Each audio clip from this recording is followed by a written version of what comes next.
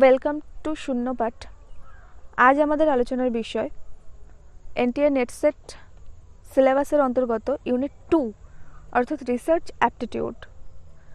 Research aptitude থেকে প্রত্যেকবারই অনেক কোশ্চেন আসে, সেজন্য রিসার্চ অ্যাপটিটিউড এনটিএ এক্সামের জন্য নেট এক্সামের জন্য খুবই গুরুত্বপূর্ণ একটা টপিক, খুবই গুরুত্বপূর্ণ একটা ইউনিট।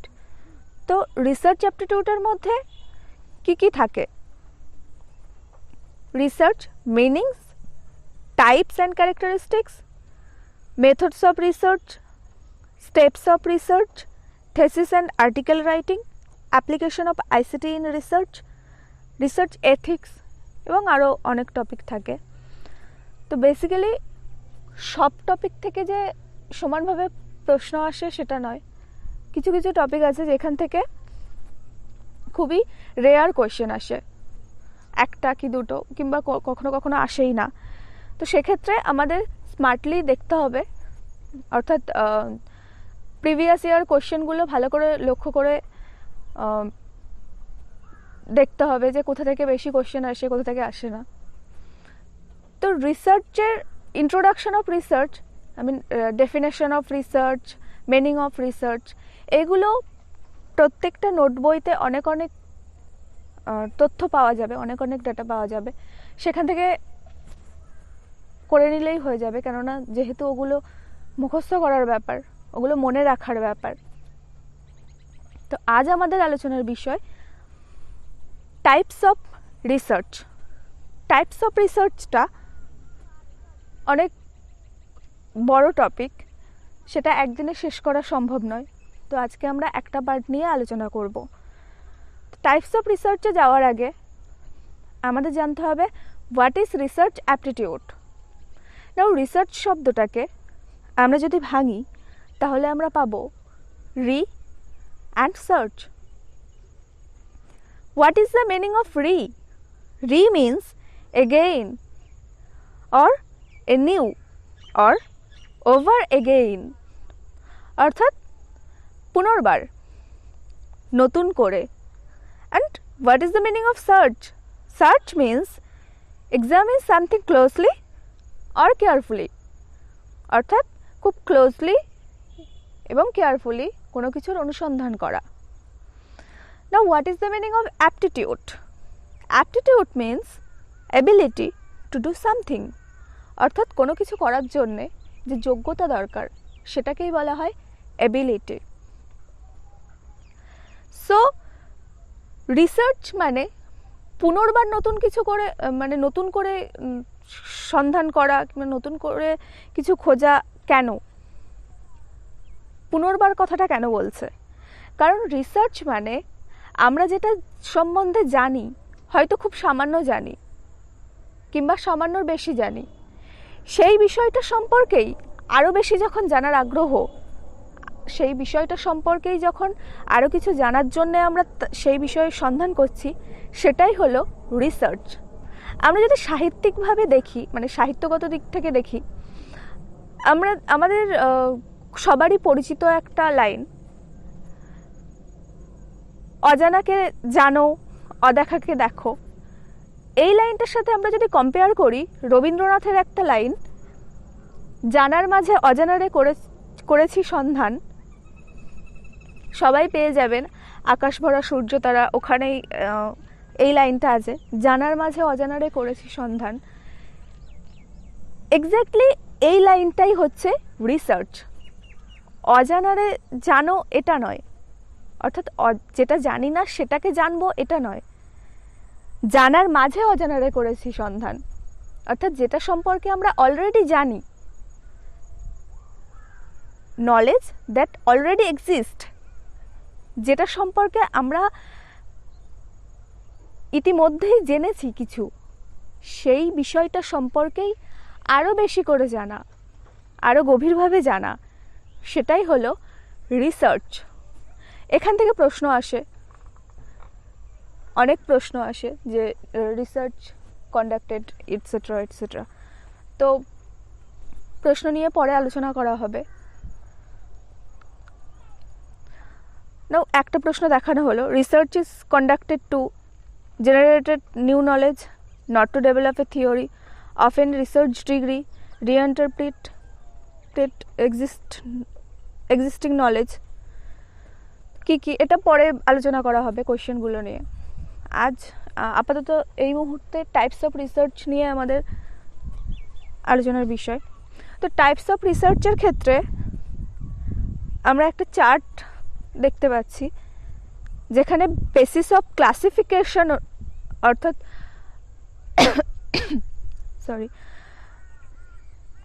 বিভিন্ন বেসিসে রিসার্চকে কী কী ভাগে ভাগ করা যায় সেটা দেওয়া আছে। অবজেক্টিভস দিক থেকে 4 ভাগে ভাগ করা যায়, আউটকাম 2 ভাগে, লজিকের দিক থেকে 2 ভাগে, deductive inductive, process, quantitative qualitative, enquiry mode, structured unstructured, idea আর কনসেপ্টের দিক থেকে, কনসেপচুয়াল, এম্পিরিক্যাল। সো আজ এগুলো নিয়ে বিস্তারিত পরে প্রত্যেকটাই আলাদা আলাদাভাবে আলোচনা করা হবে। আজ আমাদের আলোচনার বিষয় হলো মূলত types of research method according to the purpose of the study. তো according to the purpose, there are 2 types of research: applied research and fundamental research. Now, what is fundamental research?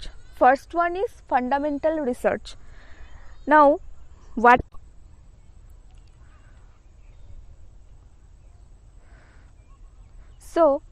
is fundamental research?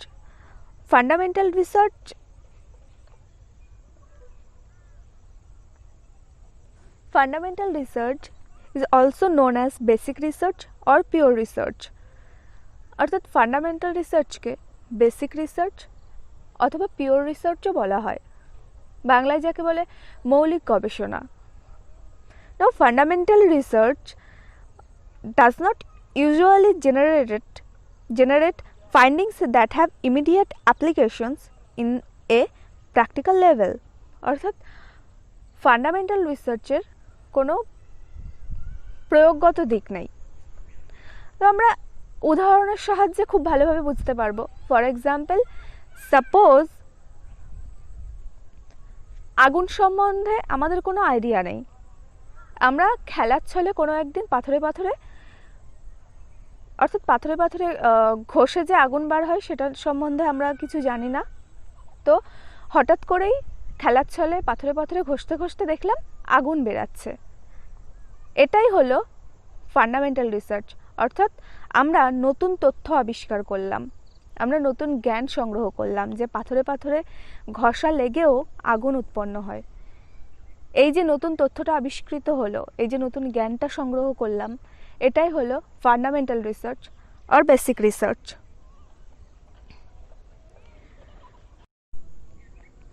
তো fundamental research সম্পর্কে আমরা আরও অনেক কিছু জানবো যখন আমরা অ্যাপ্লাইড রিসার্চ অ্যান্ড ফান্ডামেন্টাল রিসার্চের মধ্যে কম্পেয়ার করব। সো নাও আমরা দেখব অ্যাপ্লাইড রিসার্চ কি। What is applied research? Applied research is a methodology used to solve a specific practical issues affecting an individual or group. অর্থাৎ কোনো নির্দিষ্ট সমস্যাকে সমাধানের জন্যে, কোনো নির্দিষ্ট সমস্যাকে, এই কথাগুলো মাথায় রাখতে হবে, specific problem, use to solve a specific problem. নির্দিষ্ট কোনো সমস্যা সমাধানের জন্যে যে গবেষণা ব্যবহার করা হয়, মানে যে গবেষণা কাজে লাগে, সেটাই হলো অ্যাপ্লাইড রিসার্চ, অর্থাৎ ফলিত গবেষণা। তো ফলিত গবেষণা কোনো ব্যক্তি কিংবা গোষ্ঠী সবার পক্ষেই করা সম্ভব। Basically this scientific method of study and research is used in business, medicine and education in order to find solution that may improve health, solve scientific problems or develop new technology. অর্থাৎ স্বাস্থ্য উন্নতি, বৈজ্ঞানিক সমস্যা সমাধান করতে বা নতুন প্রযুক্তি বিকাশ করতে পারে এমন সমাধানের জন্য এই গবেষণার বৈজ্ঞানিক পদ্ধতি ব্যবসা, চিকিৎসা এবং শিক্ষায় ব্যবহার করা হয়। অর্থাৎ একটা নির্দিষ্ট কোনো ক্ষেত্রে এটা ব্যবহার করা হচ্ছে। তো সেক্ষেত্রে আমরা যদি দেখি অ্যাপ্লাইড রিসার্চের মধ্যে কম্পেয়ার করি, তাহলে আমরা খুব ভালোভাবে এটা বুঝতে পারবো যে basic research is actually why is this important something, কোনো কিছু সম্পর্কে কেন সেটা গুরুত্বপূর্ণ, সেটা এই কোয়েশ্চেনটার অ্যান্সার হলো basic research. And what is applied research, how can I use it, আমি কিভাবে এটা ব্যবহার করব, দ্যাট ইজ অ্যাপ্লাইড রিসার্চ। তো খুব সাধারণভাবে বলতে গেলে এটা বোঝায় কোনো কিছুর কারণ খোঁজা হলো বেসিক রিসার্চ, এবং সেটাকে বাস্তবে প্রয়োগ করা, কার্যক্ষেত্রে প্রয়োগ করা, সেটাই হলো অ্যাপ্লাইড রিসার্চ। ফর এক্সাম্পল, আমরা প্রত্যেকেই কোনো না কোনো সময় ডিপ্রেশনে যাই।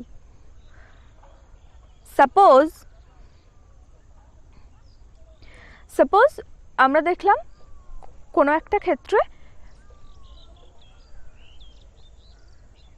কিংবা সাপোজ আমরা দেখলাম স্কুলের বাচ্চারা, কোনো একটা ক্লাসের ছাত্রছাত্রীরা ম্যাক্সিমাম সবাই ডিপ্রেশনে চলে গেছে, অর্থাৎ অবসাদে ভুগছে। আমাদের প্রথম কাজটা কি? কেন তারা ডিপ্রেশনে ভুগছে, কেন তারা অবসাদে ভুগছে, সেই কারণটা খোঁজা, দ্যাট ইজ বেসিক রিসার্চ। যখন আমরা কারণটা খুঁজে পেয়ে গেলাম, তখন আমাদের কাজ কি, যে কিভাবে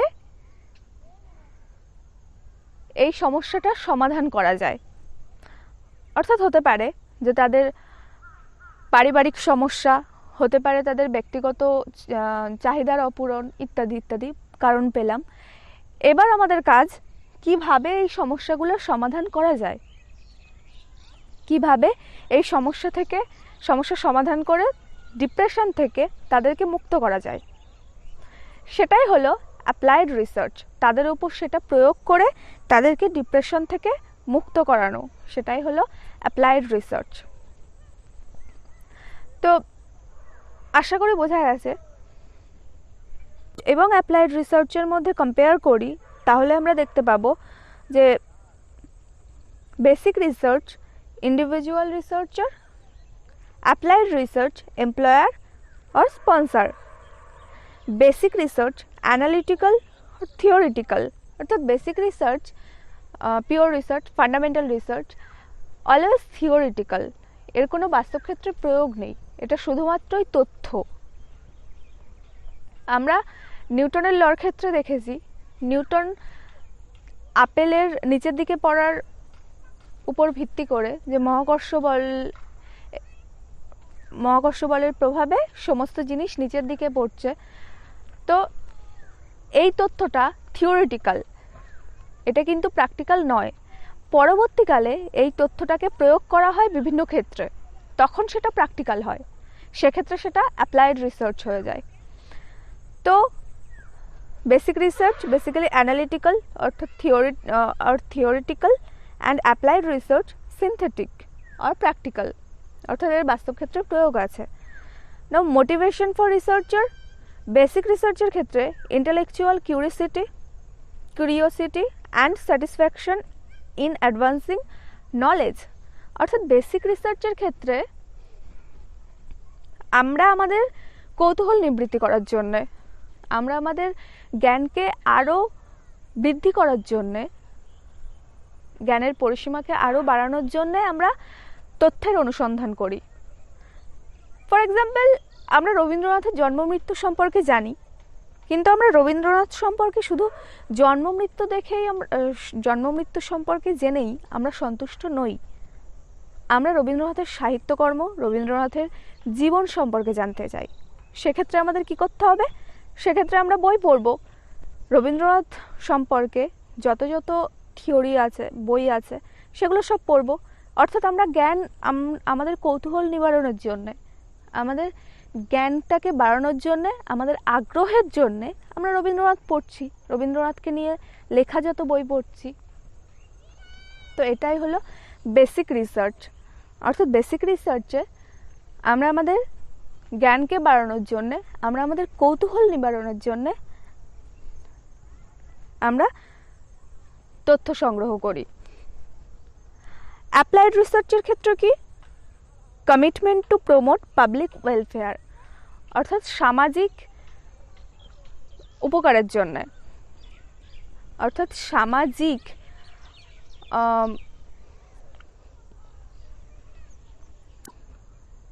basic research, generalized theoretical understanding tools, techniques to add some knowledge to the existing one.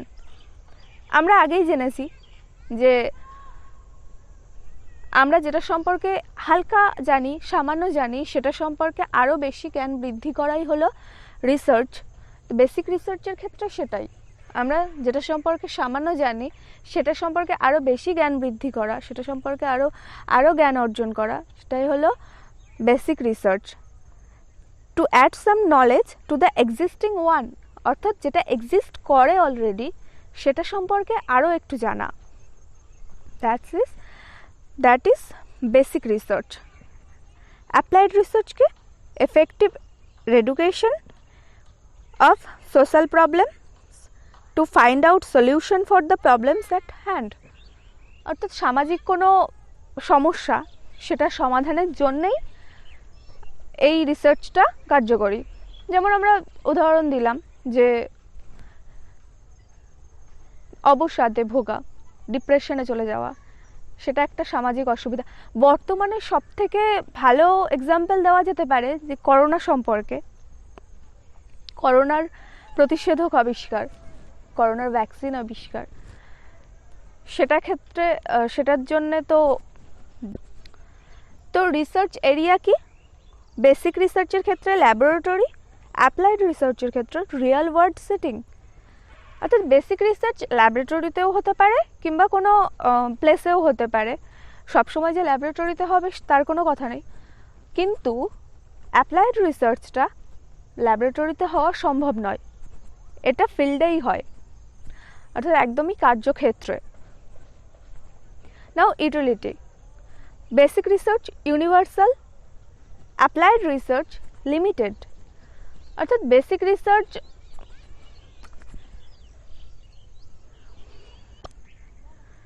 and concerned with developing scientific knowledge and predictions. Applied research এর ক্ষেত্রে কি? Development of technology and technique. Basic রিসার্চের ক্ষেত্রে কি? বৈজ্ঞানিক জ্ঞানটাকে আরও বাড়ানো, সেটাই হলো বেসিক রিসার্চ। আর অ্যাপ্লাইড রিসার্চ কি? টেকনোলজি এবং টেকনিকটাকে আরও বৃদ্ধি করা, টেকনোলজি এবং টেকনিকের উন্নতি সাধন করাই হলো অ্যাপ্লাইড রিসার্চের মূল উদ্দেশ্য। তো এটা হলো বেসিক রিসার্চ এবং অ্যাপ্লাইড রিসার্চের মধ্যে কম্পেয়ার। এছাড়াও আরও অনেক বিষয় আছে যেগুলো দুটোর বেসিক রিসার্চ এবং অ্যাপ্লাইড রিসার্চের মধ্যে কম্পেয়ার করা যায়। সেগুলো আমরা যখন কোয়েশ্চেন সলভ করব, কোয়েশ্চেনের মধ্যে দিয়ে তখন আলোচনা করা যাবে, কোয়েশ্চেন আলোচনার মধ্য দিয়ে। আজ এই পর্যন্ত। পরদিন আমাদের আলোচনা আমরা দেখব